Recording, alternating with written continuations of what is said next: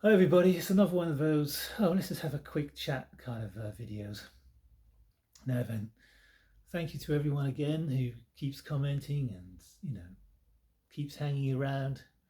I get a lot of people who wait and have been watching all my videos to the end, which is not something that happens.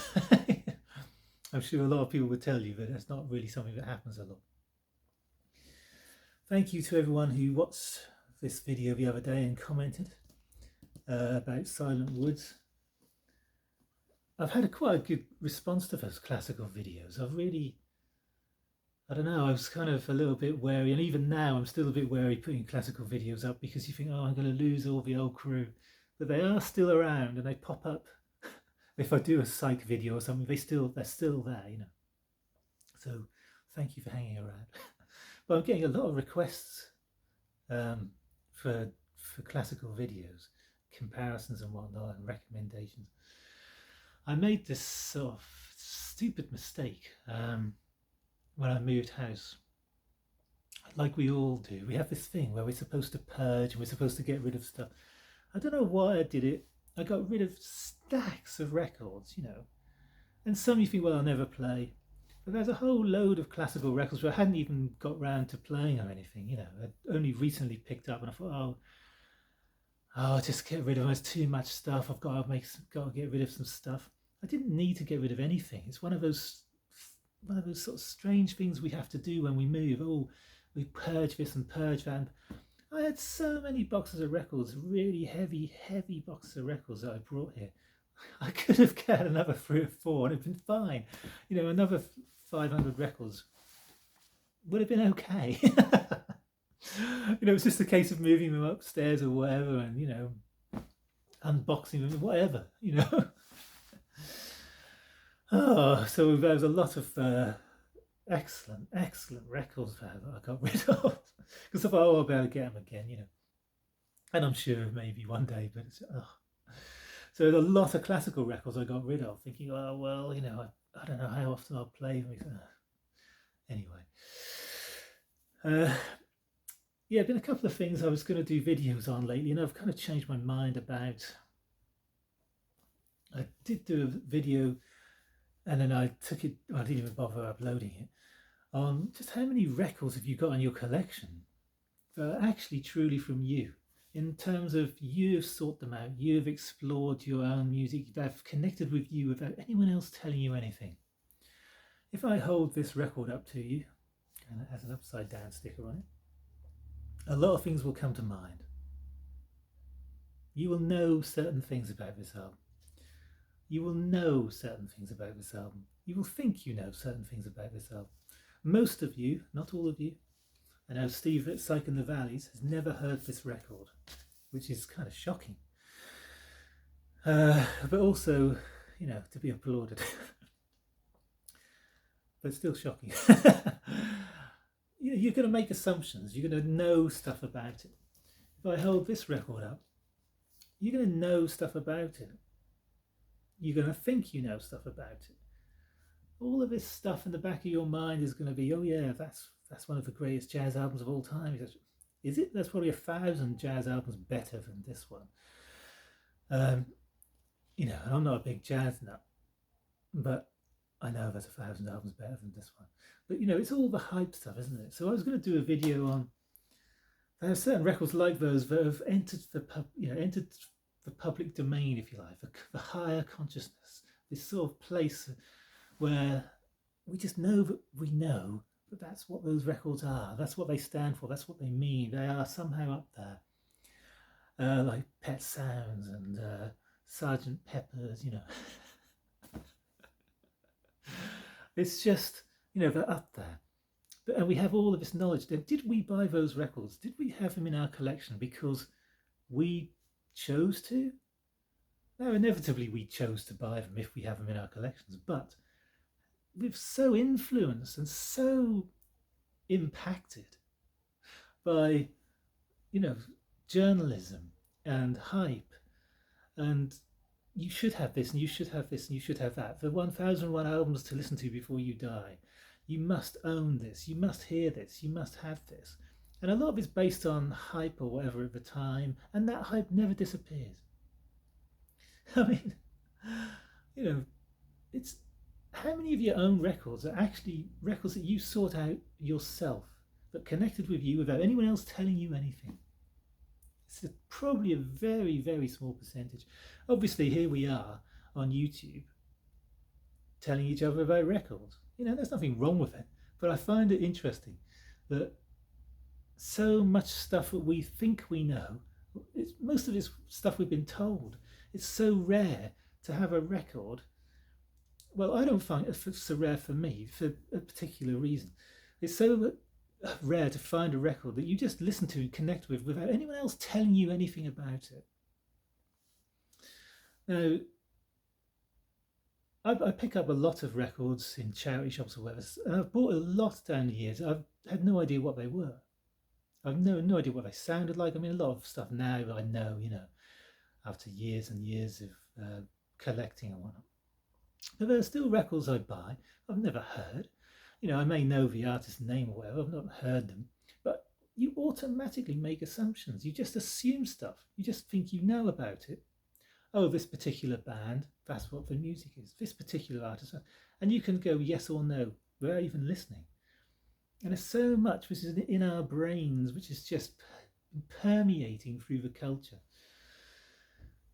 But it's wonderful when you find a piece of music that you haven't heard, no one else has really heard. I've done a few videos where I've just played a record, that Flowers Are Mine, on that Play School album. A beautiful, beautiful song that you would never ever hear unless you picked up a children's album and actually thought I could have played it. Even then you have assumptions. When you pick it up, you think, oh, it's going to be a kid's album, it's going to be full of kids stuff. And yet that song was beautiful. Go back to my videos. But, you know, and finding out for yourself without any kind of influence, it's not easy these days, not easy at all. I think a lot of collectors fall into that. You know, we all pursue that kind of thing, you know. But anyway, another thing I think I may do on my videos is start linking my old videos. Because one infuriating thing about YouTube is everything always has to be new. So everyone watches your video once and off they go. And they're waiting for the next one. Well, they're not necessarily waiting, but the next one comes and that's it. And all the old videos, and I have done, and I'm going to say it, some excellent videos. Some really good videos, and some of them really relate well to videos I'm doing now. So that I may start, in fact, I probably will start putting links to old videos I've done. Because so much of it, I have a lot of new people following me now. And I think, oh, you know, there's so much stuff which I've done which could really relate well to this video, which other people could get something out of, you know. And that's not arrogance, it's just a fact. I've done some good videos, you know. Not all of them, but there are some which have been really good. The VC is really lashed upon, and really, you know, the beauty and music videos, the thinking aloud videos, even the tags I've started have been really good. And some of the Penge and Derricks of the past are absolutely sublime. They are sublime. Anyway, I found myself listening of late to a lot of rock and roll 45s. Just, there's something about it, but even not necessarily the raucous rock and roll, but the kind of the slightly poppier crossover, the sort of doo-wop, and, you know, just some beautiful, beautiful music. And it's really getting to me, you know, like it's just wonderful stuff. This particular song, I will probably play this in a video because it's just so good. Well, both sides of this single are just fantastic. This is Johnny Ferguson, Angela Jones, and on the flip, Blue Serge and White Lace. I mean, sentimental, oh, just a wonderful kind of emotional thing, a thing about being young. Of course, a lot of rock and roll is about being a teenager and what it is, you know, being at school and leaving school and at that period in your life. And this is a similar thing. Both of these are just gorgeous, gorgeous songs. I can't get enough of them. There's a few things like that. Young Love by Sonny James and You've a Reason I'm in Love. I Finally Found You by Ronnie Baxter. This is a bit more soul. Is It Because? And two songs that really, made me wonder the other day. Two singles by the Crickets. Now this is obviously Buddy Holly and the Crickets, but these are both from 1963. I'm Not a Bad Guy and Don't Ever Change, and My Little Girl and Teardrops Fall Like Rain. And those singles have a real kind of overlap. They're not rock and roll, they're not doo-wop, they're not garage, they're not R&B, but there's a sort of period where we look back in a vague way and we can go, okay, that was a period of rock and roll, and then there's the Beatles. That was a period, a little period, 61, 62.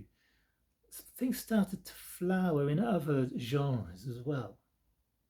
The birth of ska, soul, R&B, all started to be developed around that time. And garage rock came out 63, 64, the very early days. At 65 is when it really was hitting. But these are really interesting singles because they have that garage sort of rock sound. They really do. They have an element of that garage sound, and they're really fantastic. I'm Not a Bad Boy, especially, and My Little Girl, fantastic. And Don't Ever Change, less so Teardrops Fall Like Rain. Wonderful. It really evokes a different period, a sort of transition from one, from rock and roll to R&B and the Beatles and the garage sound. Really interesting singles, and I recommend those. I will probably play them in a video, so well. I was looking on the shelf yesterday and I thought, maybe I'll get rid of this book. Maybe I'll just sell it. I know I'll get some money for it. I'm tired of this stuff. I know I can look on the internet now and get whatever I want information-wise from the internet. This is the second edition. I also have a small extended print, like extra stuff. And I was looking through it, and there's a fantastic bit on Randy Holden. Noble Records, Dylan Noble Records has put it out, re-released it. Let me see if I can get that. But what was interesting was I picked it up and I thought, yeah, I'll sell this. And I opened it up and I started looking and I thought, I can't do it. I'm not going to sell this book because I still love all that stuff, And although I've kind of moved away slightly from it, I still, when I put a garage single on, I will play it, and I play loads. But this really fantastic Population 2, quite a famous record. Everyone wants it. There's a really good, great review here. It's an unexceptional effort and is not recommended. Although it often changed hands for considerable sums prior to its reissue. That's brilliant. It's an unexceptional effort and is not recommended. People hold this book up in high esteem and they go, yeah, Vernon Johnson, what a guy. But it's just funny because no one would say that. No one. It's another one of those examples where nowadays, I think we've been told again, but it's a great album. It's been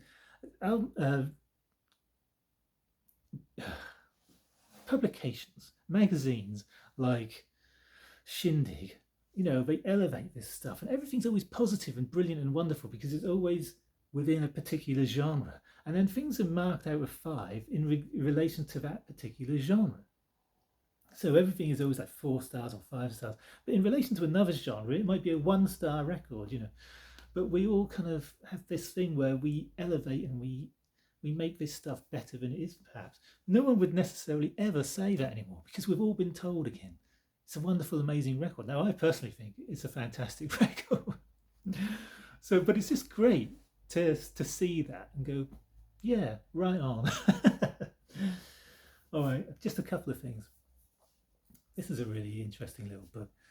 I don't know if I've showed it once before, maybe in a stream. All in the Downs by Shirley Collins. Of course, Shirley and Dolly Collins did a few albums on Harvest. You know, the hardcore folk fraternity.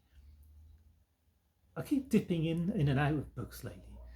I really need to sit down and read it all the way through, but it's a really good book to dip into. It talks about her life and, you know, her music life, but she also goes into maybe the history of some of the folk songs, the lyrics are down, the poetry, the period. She evokes something of the magic of it all, you know. At the same time as talking about her own life and, you know, what she's been up to in her life, etc., and the things that happened to her. There's also a kind of a very pleasing, it's almost mystical quality to it. It's a really interesting little book, and I recommend that. And finally, just to end on the classical thing, was there anything else I was going to say? Who knows? Yeah, I'm sure I will. I was actually, this has gone on very long. If you've made it to this point, I'm going to say it again. This is longer than the last one. And I'm sure you're all appreciating like the Trojan Reggae album up there. Probably wondering why on earth I've got that record. But anyway, if you've made it to this point, I want you to put a capital B in front of your comment. Last time it was incredible how many people actually stayed to that point. I listened to a bit of this and I thought, yeah, because that is a wonderful piece of music, isn't it? Everyone knows it. Rachmaninoff's Piano Concerto No. 2. You might think I don't know that, but you will know it. That particular melody and the strings. And I started kind of listening to it. I thought, oh, he's pounding away at the keys. There's a particular bit where you kind of have to, in a way. It gets quite loud in one short section. But I thought, oh, you know, maybe it's just the record and the way it's produced and the way it's pressed, or not pressed, but the way it's produced. I compared it to this version, Ashkenazi, same piece of music, second piano concerto. This, even though the grooves are closer together on the record, sounds absolutely phenomenal. See, the Decca producers, the Decca production crew were absolutely top draw. I mean, they were top draw. And it shows, and they really knew how to get the best out of a piece of music. Because I think the thing is, you see, with classical music, we tend to think, we will say, oh, that's an amazing performance by the conductor. But of course, a lot of the time, you've got a huge orchestra and it has to be mic'd up. And it depends where you place those mics, and it depends who's in charge of that production. Now, a different production crew might have a very different sound on the record, and then we might say, oh, well, that's not a very good performance by that conductor. A lot of it is in the production, and it's the same for all music, really. The production is so important. It's really key, and I think we overlook it. I mean, I love lo-fi stuff. I love it with certain music, but it's interesting in these records. This one is a wonderful performance. When you listen to it, the mellifluous quality of the strings, this gentle nature of some of the strings, and the sound is really unusual. It's really quite beautiful, and it won an award at the time, and I think it became, I mean, it's still a sought after record. It's a lovely, lovely sound. This has far more, you know, oomph, and it's just dramatic, but it is, I think, a lot to do with the production. But anyway, we got to the point where they were hammering the keys, and they're hammering the keys on this one, and it just made me think, oh, I don't know if I like the keys hammered on a piano. You know, there are times you can really enjoy a really loud piano. I mean, that's a fantastic single, Don't Knock Upon the Door by Billy Fury, just pounding piano in the solo, just wonderful.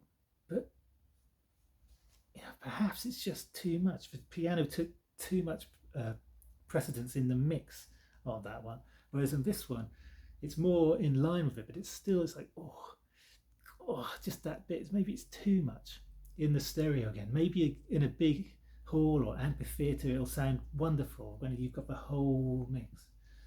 Like you're just hearing it through your ears without production affecting. But anyway, I've gone on for 20 minutes. I haven't done a video this long for so long. Oh.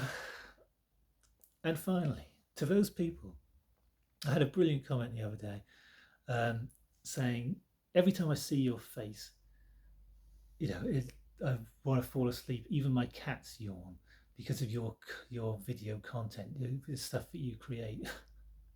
This particular person had done 2 videos, both 30 seconds or under, not even showing himself.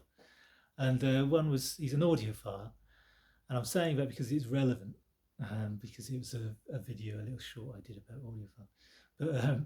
But yeah, one of the videos was just a screen of Chad Kasem and Michael 45 on one of those live streams, and as his question to Chad, and Chad was answering it and giving him the answer he wanted, that this particular record was going to be released on a certain date.